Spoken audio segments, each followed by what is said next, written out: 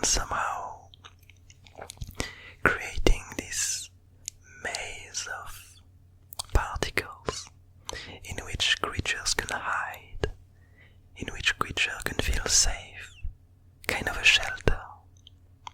And so today, for this one, the thing that came to my mind after having thought of the differences that I would imagine between dust and mist, well, the main one was the temperature. In my mind, mist is quite a liquidy, cold substance, grouping of particles, while dust is a very dry, almost abrasive mix of particles.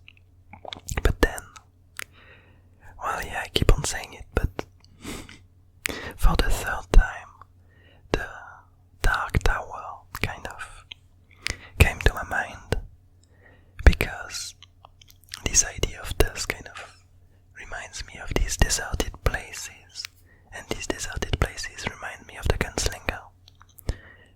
Probably because we are still reading it, which means that for today's doodle, I couldn't really keep away from my mind this idea of the Gunslinger. And since we already witnessed this peculiar Gunslinger that lives in the Abyss Garden, that seems to always go forward, reaching for an unreachable goal, advancing ever further,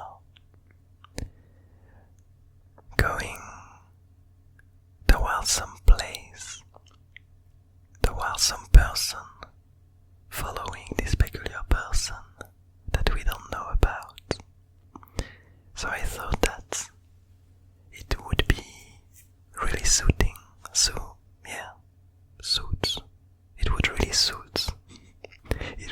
suit this word of the day to be able to portray the Gunslinger once again. And since last time we saw it, which was the first time that we saw it from quite a distance. Last time we saw it, he was on top of an oddly round mountain, kind of looking over this gigantic monster that he managed to vaporize with seemingly only his will. We saw that the pipe that he's smoking seems to be some kind of intriguing alchemistic concoction from which he manages to create these extremely straight and abrasive particles that travel really fast. And in this last doodle, he managed this way to destroy this humongous creature. But so since we saw him in quite a faraway state, in a faraway position, I thought that today it might be interesting to see him closer, to have a better look at his simple features. And so that's what I'm going for there. So what we see is, first of all, he has this mysterious cape. It's quite unusual that I draw kind of clothes or things that have a bit more texture on the creatures in the Abyss Garden. And so here, my belief is that I don't exactly know how he looks inside, but my belief is that the Gunslinger is covered with feathers, and that underneath these feathers, I don't exactly know what's happening. But here, my goal was to be able to portray this kind of feathery texture as best as I could, because it was kind of the first time that I tried to do this kind of texture. But anyway,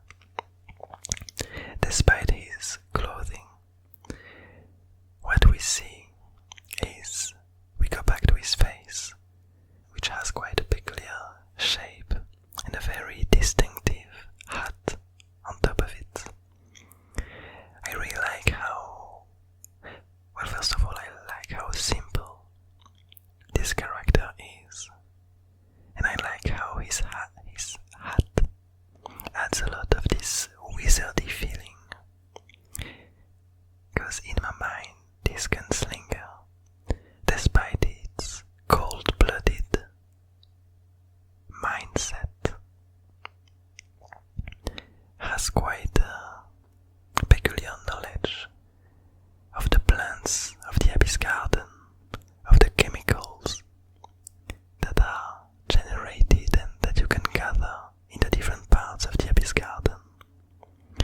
And so we can see his hat being kind of invaded by this peculiar plant that give out some freckly pollen. And I'm wondering if it's not parts of the ingredients for the concoction of the tobacco that he smokes. My guess is that the way that he manages to create these peculiar fumes, these peculiar mist dust clouds with his pipe, is by combining different ingredients of plants that he finds in the Abyss Garden, each with their own properties. And that's how he manages to create these different, some might see them as spells, but yeah, to create these different, to have them have these different properties basically.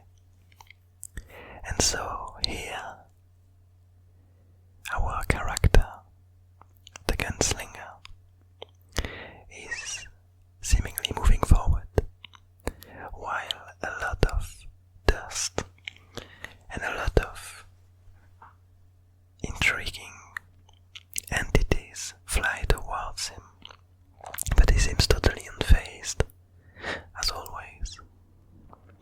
And if you look closely at these entities that are flying towards it, they might ring a bell, because they do look a lot like these falling leaves that actually behave like seeds with roots that are desperately trying to find some safe place to hide and to wait for the right time to hatch and to turn into new plants.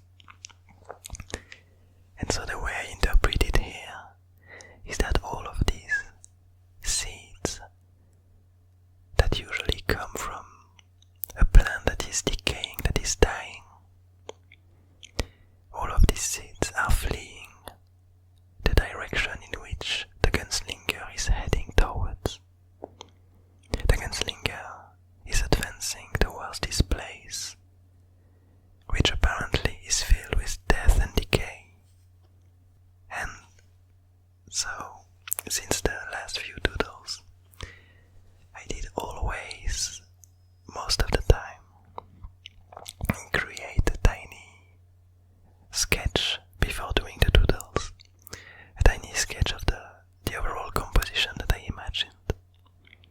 And here, unfortunately, I didn't manage to put everything that I had in mind for this composition, because I went a bit too much to the right, meaning that we were supposed to be able to see this stick that the gunslinger is carrying with this old clock artifact attached to it.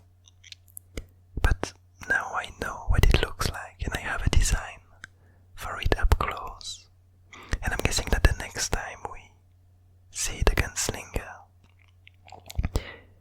we're probably gonna see this peculiar clock and this wooden stick on which it is attached. And that's why I'm talking about it, because I quite enjoy the story that seems to emerge from this clock, because it seems like kind of a broken clock from the old artifacts, where basically the time is told by these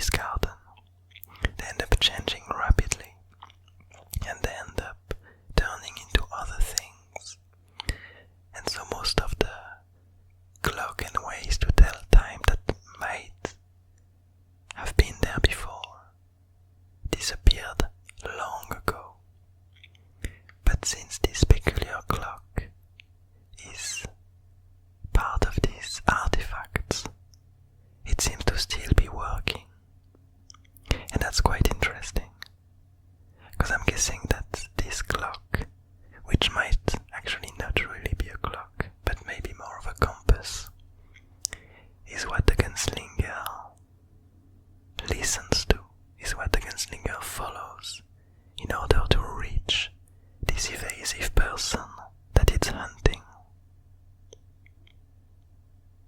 But anyway, I hope you enjoyed this doodle. I hope you enjoyed the lore behind it. And I hope you have a nice day, that you're having a nice evening, a nice